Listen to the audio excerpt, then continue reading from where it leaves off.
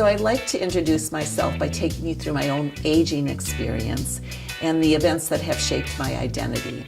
And we're going to start with my parents. Both of them are from the Stevens Point area, and that's where my beginnings start. 2 years into my mom and dad's marriage, they decided to move to Milwaukee. My mom was pregnant at the time. In fact, she was pregnant with me. And my dad found a really good paying job on the south side of Milwaukee. So she wanted to continue her prenatal care in Stevens Point, so she kept commuting back and forth between Milwaukee and Stevens Point. But I would eventually be born in Stevens Point. My dad would leave behind 12 brothers and sisters, and my mom would leave behind 8 brothers and sisters. Eventually, I'd have 69 first cousins. We lived in an upper flat in Milwaukee in a predominantly Polish neighborhood on the south side, but eventually we moved to suburbia. I would attend public high school but have little exposure to people that were different than me. My upbringing would be defined as working class, very white, and very Catholic. I wouldn't leave suburbia until I moved away to college. Now, my mom and dad did not go to college. In fact, my dad completed 8th grade and my mom completed high school. So really, they had no exposure to any kind of college environment. So they weren't much help when it came to applying for colleges and figuring out where I wanted to go and what I wanted to do next. But I ran with a group of kids in high school who all went off to college, and I simply followed.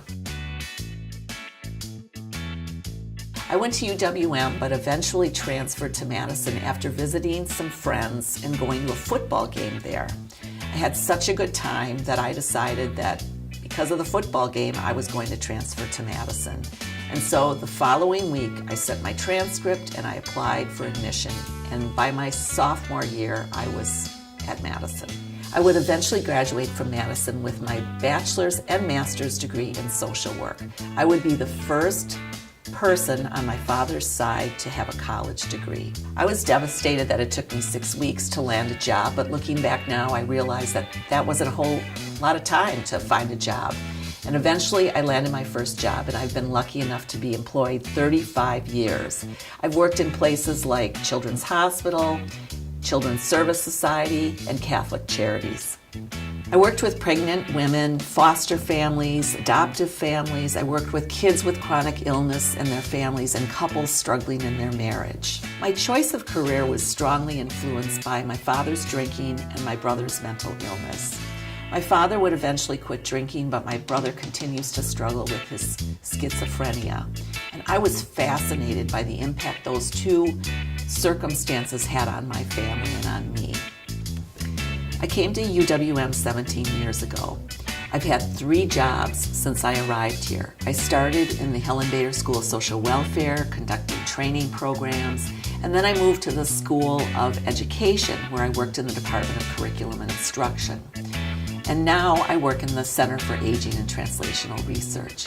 I oversee about 45 to 50 students pursuing a certificate program in either healthy aging or applied gerontology.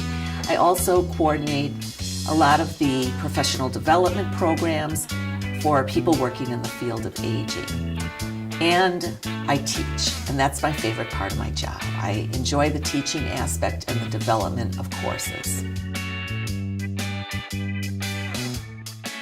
I spent my 20s building my career, traveling and looking for my life partner.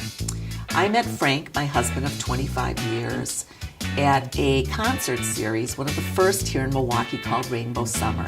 It's long gone, but we eventually got married and have been married almost 25 years now. Interestingly enough, I was not interested in having children, but you know how things go. After a year of marriage or so, Frank and I decided to have kids. We would eventually have 2 children.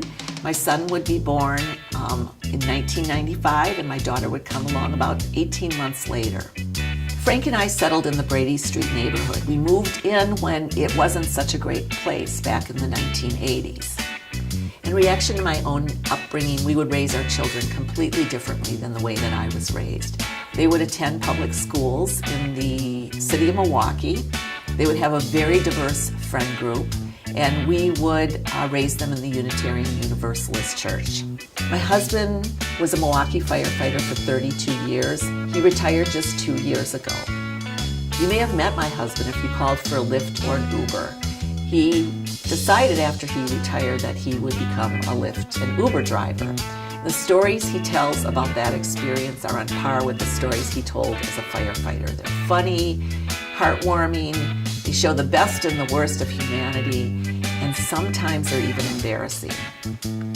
When Frank and I first got married, we started talking about how we wanted to retire someday, and he's been 2 years into retirement.